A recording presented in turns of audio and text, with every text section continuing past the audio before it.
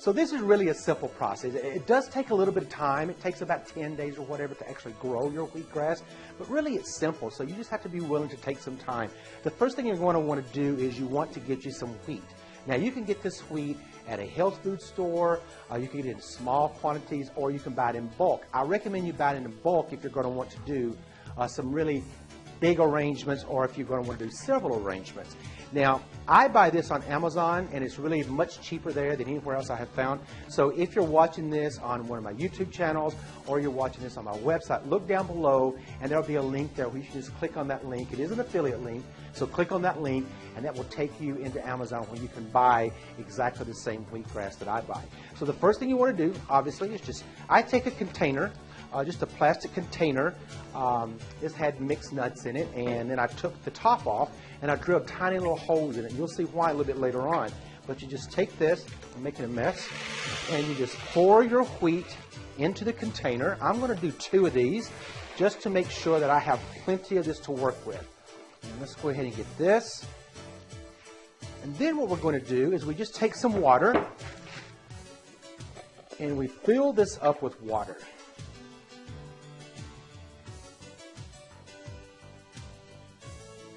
And that's really it for right now. All you want to do is get it good and wet, and you're going to let this now sit overnight. And then what's going to happen, you've got to realize this is going to expand, and it's going to kind of puff up a little bit. So this is going to really be full when I open up next. Okay, so now the wheat has been sitting in the water soaking overnight. And remember, I told you, I was going to tell you why we cut those holes, or we punch those holes in the lid, because now what you can do is you can just take this and squirt the water out.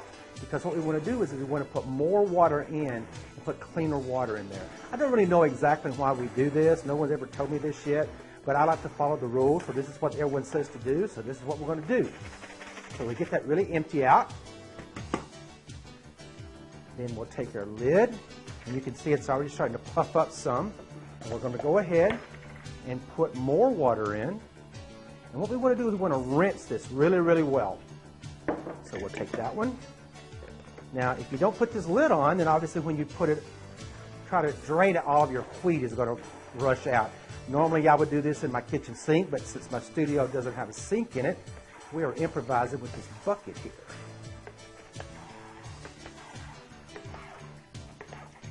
And we're going to rinse it one more time here, just to get all of that coating, I think, off of those seeds.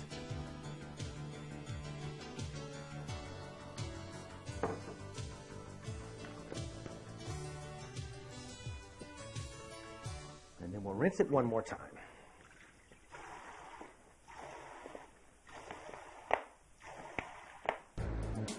Okay, so now what we want to do is we've gotten all the water, as much as we possibly can, out of this. Now we want to take this, take it to your kitchen sink or somewhere, and just turn it upside down and actually let it drain overnight. I would say 12 hours is about the average of what you want to do. So just take this, we want to get as much of the water out of it as we possibly can. Now that you have let this sit for about 12 hours, what you want to do is you want to take the lid off, and you just kind of want to look and see if you see anything that looks like it may be starting to root. The first thing you want to do after that is you want to go ahead and fill it back up with water again, put the top back on it, drain it about 2 more times, let it sit. You're now going to want to do this for about anywhere from 1.5 days to 2 days. Usually it's about 1.5 days total. This one, for whatever reason, I don't know if it was the time of the year or what it was, but this took 2 days total of me watering it every few hours. So I would water it every about 4 to 6 hours, and then drain all the water back out, leave it turned upside down so that you make sure that all the water drains out of it. Otherwise, it will actually, as you can see, there's some water in there.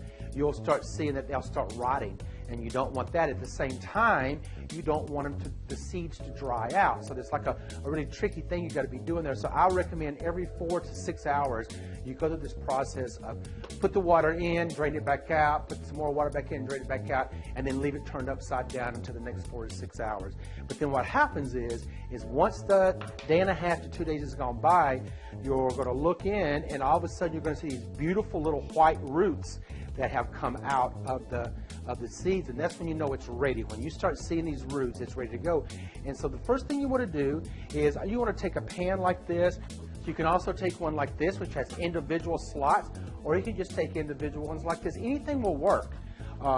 So I'm going to kind of probably play with all of them and see how it's going to work, but I'm going to take this one first, and I've only got about a ½ an inch worth of dirt in this container here.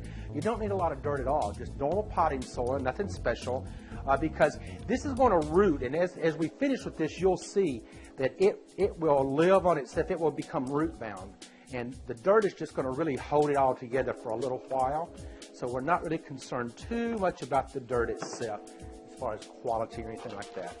But you want to make sure that your dirt, you've got really good wet, moist dirt in there, so you may have to mix it up a little bit. Okay, now we're going to take the seeds, and we're just going to start tossing them in here. Now you should have enough, if you use the 2 containers, to make about 2 of these. About 1 bag of seeds, at least the ones that I buy from Amazon, 1 bag will be enough to make 2 of these. And I actually have another portion of this that I've already taken out and put off to the side. So then all you want to do is flatten it out really good. Just pat them down.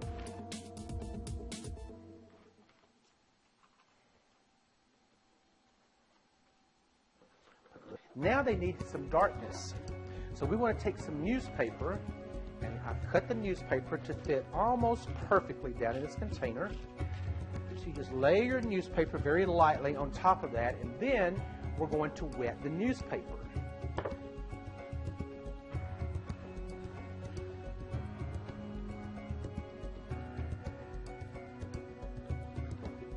Get that newspaper good and wet.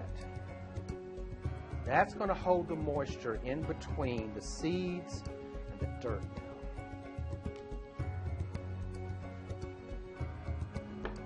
Make sure all of the paper is moist. You notice I've got this pan up under here for when the water starts draining out, it'll fall into this pan here. Now what I'm going to do is I'm going to leave this inside for a couple of days, and what we'll notice is we'll come back out here once or twice a day and water this paper again. It's going to take about a couple of days for this to really start taking hold, and then we'll come back and I'll show you what it looks like, and then we're going to take it and we're going to move it outside.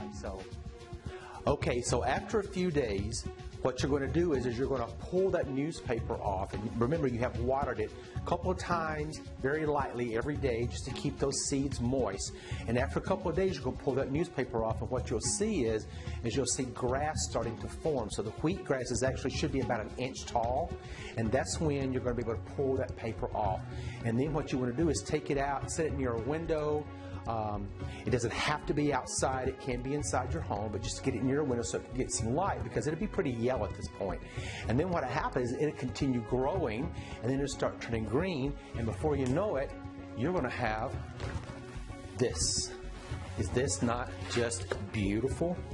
Look at that, how beautiful it is. Imagine all the different things you could do with this type. And then see, it's also root bound, but you literally can just pull it up and take it out. And then you can do, look at the little moth that come out of it. And then what you can do is you can come through and you can actually put this in a certain type of a tray. So this is moist, so you wouldn't want to just sit it on the table like this, but you could put this in a tray and just put this on as a centerpiece and have flowers down in there. So there's just all types of things that you can do with this beautiful grass. Now the grass is only going to last, like I said earlier, 4 or 5 days, but just imagine if you went to centerpiece. Now I have some permanent flowers here, and I'm just going to take some of them and just I don't want to cut them up and destroy them, but I'm going to take them and just slide them down in here so you can see, get an idea of what it would look like if you had fresh flowers nestled up in there. Something like that. Okay, I have some white ones here, and I'm just not wanting to cut the stem off, and this is why I'm doing it this way. But you'll still get an idea of how gorgeous this would look. Look at this. Okay, and then we have one more orchid stem. We'll bring it this way, and we'll put a few little Gerber daisies.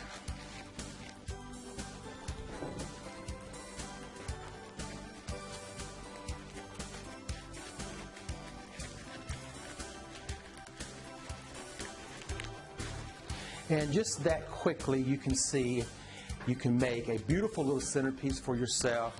Obviously, you would probably want to do these in fresh flowers, but nevertheless, you know, if you didn't have fresh flowers, you could do just what I did and have a beautiful centerpiece. Now, the other thing that you can do with this is take all this out. Now, you can actually take this and cut this according to the size that you need. So I want to put something in here. So because of the way it is just root bound and there's not a lot of dirt in there, you can actually just cut off what you need. And then you just have this thing. You know, just so you know, folks, this right here is the same thing.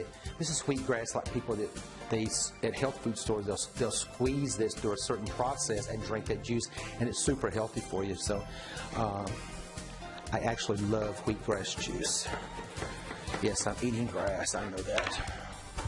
But anyway, let's see if I can do it without having to cut any more. Nope, I have to cut some more. But isn't it fun just to see how you can cut it? And then you could just still have the uses you could get out of all the leftovers. So don't throw anything away until you're completely finished with your project. Let's see if it'll go in here now. I'll make it go. How's that? That way you'll still get a good idea of what it should look like.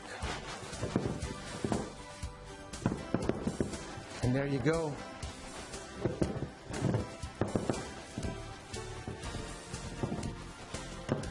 Just play with it a little bit. Don't be afraid to get dirty. And look how beautiful. I mean, this is a beautiful little centerpiece to put it up on a table just by itself. I mean, you could add ribbons to it. You could add burlap and lace to it. Anything you want. But what a beautiful little centerpiece to have here to do. So anyway, I hope you enjoyed this video that I did for you on wheatgrass and some of the few different ways that you can use it. But more importantly, how to grow it. And then go ahead and write me, send me pictures, send me some videos, but let me know what your project looks like, and I'd love to feature you on one of my videos whenever we look and see at your work. So this is Jerry with Designs by Jerry and Sassy Flower Talk, and I'll see you in the next video. Bye, folks.